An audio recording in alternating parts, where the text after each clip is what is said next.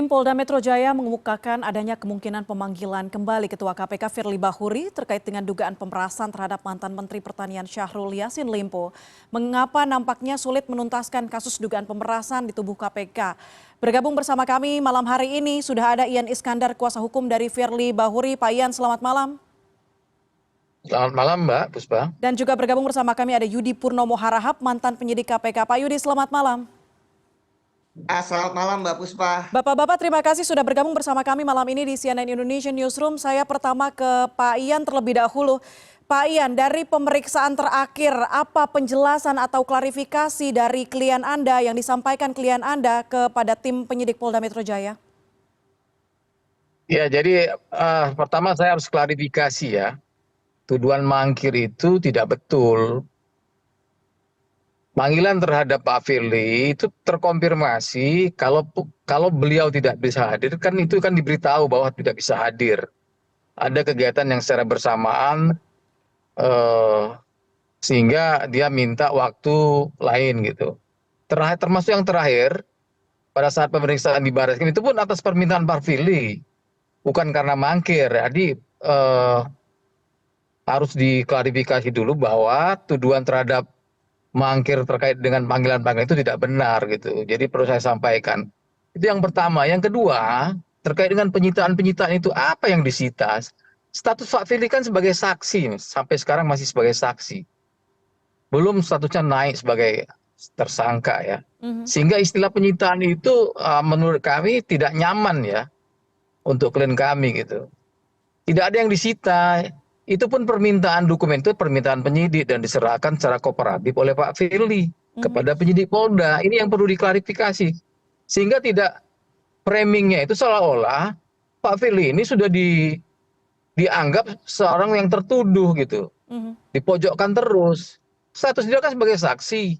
Tidak ada istilah mangkir. Kami selalu mengkonfirmasi ketidakhadiran beliau kalau dipanggil pihak penyidik Polda. Dan itu clear. Pemeriksaan kemarin di Bareskrim itu atas permintaan Pak Firly gitu, tanggalnya, waktunya gitu, dan itu kita lakukan secara kooperatif pada penyidik Polda gitu. Jadi harus itu yang klarifikasi dari kami ya Mbak Puspa, biar nggak simpang siur ceritanya gitu. Ya. Oke, jadi dalam sekitar 3 jam pemeriksaan kemarin di Bareskrim Polri, apa saja penjelasan yang disampaikan klien Anda mengenai dugaan pemerasan terhadap SYL? Nah itu kan masuk materi penyidikan. Nanti tanyakan aja kepada pihak penyidik, ya. Tidak kapasitas saya untuk jelaskan isinya apa gitu. Jadi seperti itu penjelasan dari kami. Baik, baik. Saya ke Pak Yudi sekarang. Pak Yudi, bagaimana kemudian Anda menganalisis pemeriksaan demi pemeriksaan dari kasus dugaan pemerasan terhadap SYL ini? Dari sudut pandang Anda, apa kemudian yang membuat statusnya saat ini masih saksi, masih stuck begitu?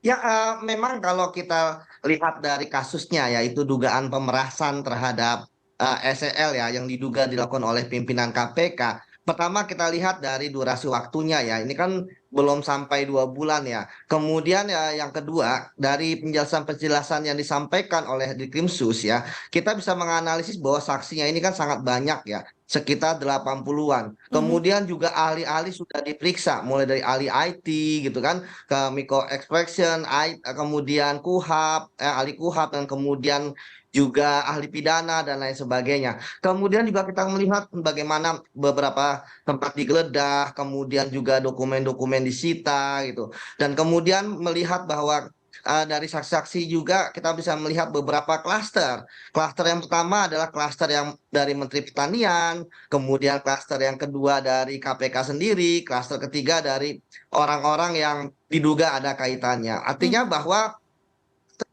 saya melihat bahwa penyidik benar-benar ingin profesional ya dalam bekerja. Kita lihat dari pertama bahwa mereka memanggil Pak Firly berkali-kali ya, sampai 2 kali. Artinya sudah diperiksa 2 kali, pemeriksaan pertama dan pemeriksaan tambahan. Kemudian yang kedua, kita bisa melihat bagaimana penyidik Polda Metro Jaya juga berkoordinasi dengan KPK. Artinya mereka juga ingin bahwa KPK itu sebagai koordinator dalam pemberantasan korupsi di negara kita itu mengetahui bahwa proses yang dilakukan oleh mereka itu transparan. Ya, artinya sampai saat ini itu tidak ada kendala ataupun tidak ada hal-hal apapun gitu kan, sehingga KPK yang punya wewenang untuk koordinasi dan supervisi itu bisa merasa lega ya bahwa di sini tidak ada sesuatu yang aneh terkait dengan perkara, bahwa ini adalah murni penegakan hukum. Nah, bicara mengenai kapan ujung dari penyidikan, karena kalau kita bicara tentang penyidikan, maka semua proses sudah dilakukan oleh penyidik ya, yaitu mencari dan mengumpulkan barang bukti agar terang pidana. Tinggal yang terakhir menetapkan tersangka. Tentu ini yang paling juga ditunggu-tunggu. Siapa sih tersangkanya? Kalau kita Mhm. bisa melihat bahwa eh, apa Jadi namanya? begini Pak Yudi, tidak semua proses Sebentar, Pak. penyidikan itu Pak Ian, kita tahan dulu. diketemukan Sebentar, Pak. tersangkanya.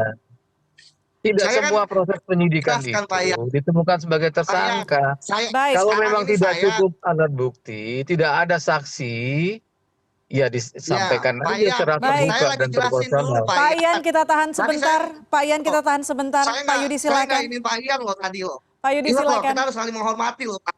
Pak Yudi, Oke, silakan. jadi ya Silakan. kita tinggal ya menentukan gitu kan, menunggu gitu kan, bagaimana penetapan tersangka yang akan dilakukan oleh Polda Metro Jaya, sehingga masyarakat yang sudah menunggu selama ini itu bisa clear and distinct gitu kan Mhm. terkait dengan kasus ini. Seperti itu, Mbak. Baik, Pak Ian, silakan bantahan Anda. Ya kan begini, tidak semua proses penyidikan itu ujung-ujungnya ada tersangka. Bisa saja tidak cukup alat bukti, tidak ada saksi yang menguatkan tuduhan terhadap seseorang yang diduga kuat sebagai pelakunya, maka kan ada apa skema akhirnya SP3. Ini kan udah hampir 100 lebih yang diperiksa dan di framing seolah-olah Pak Firly sudah menjadi tertuduh gitu.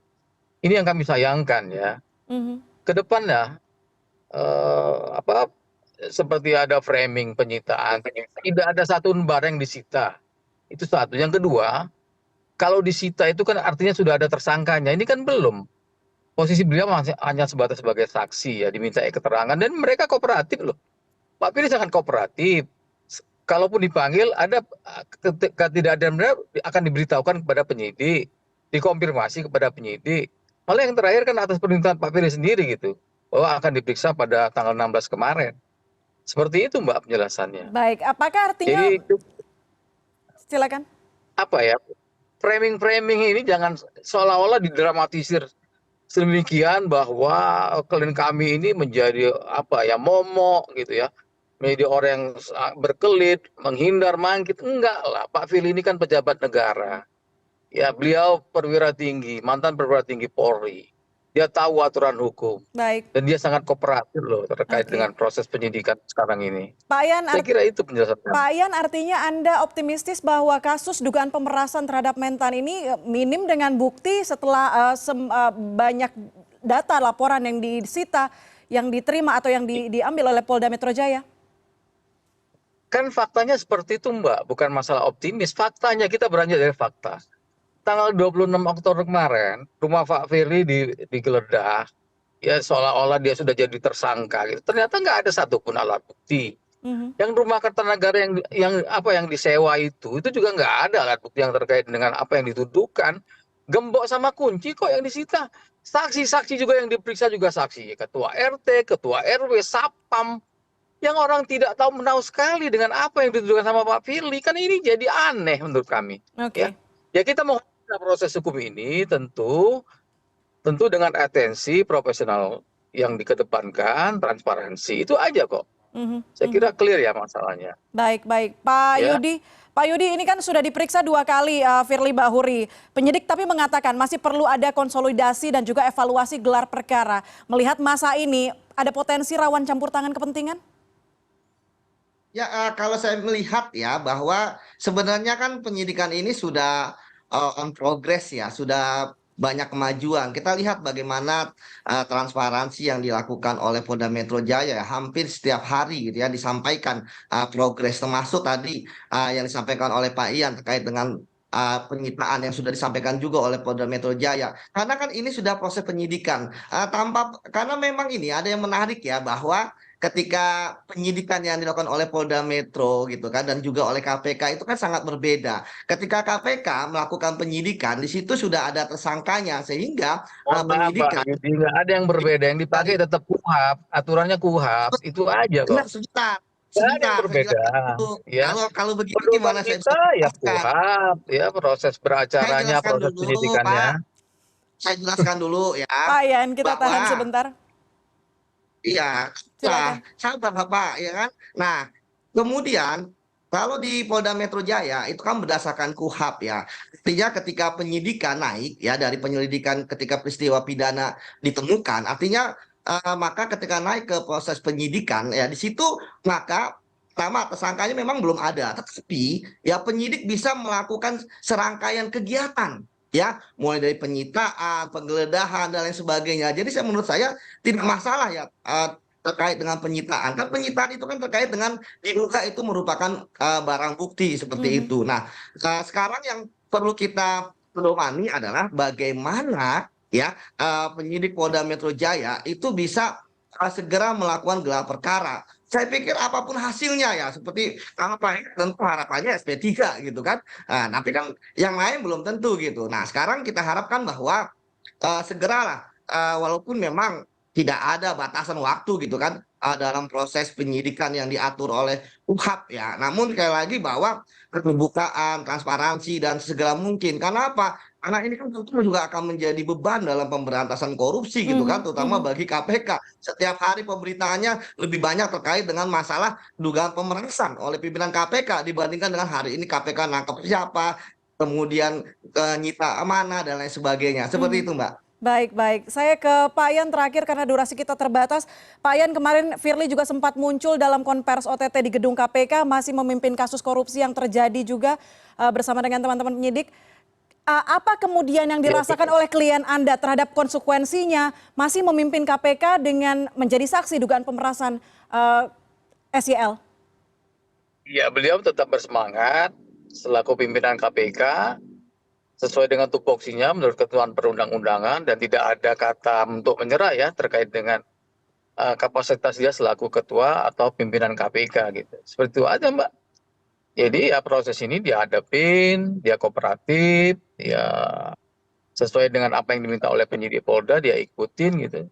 Itu aja, Mbak. Jadi nggak ada menurut kami persoalan yang apa ya mengganggu terkait kinerja terkait selaku ketua KPK gitu. Baik. Seperti itu penjelasannya.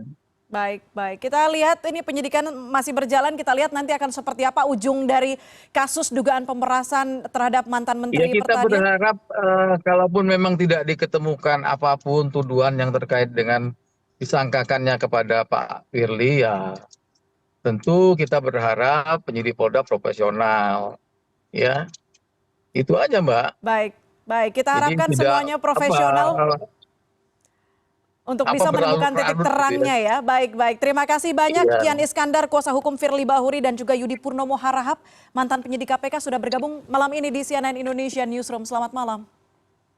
Malam, Mbak. Selamat malam. Malam, Pak Yudi ya.